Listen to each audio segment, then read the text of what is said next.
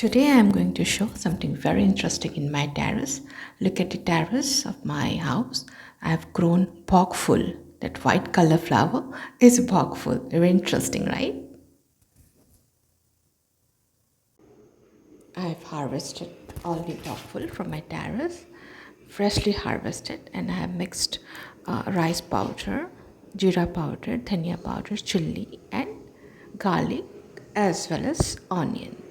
So I will mix all this सबको mix करके ऐसे पूरा लिक्विड पेस्ट बना लेना है.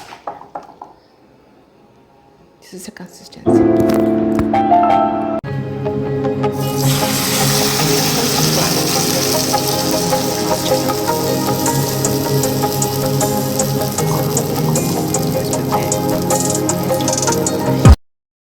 Finally, the bhog phool is ready.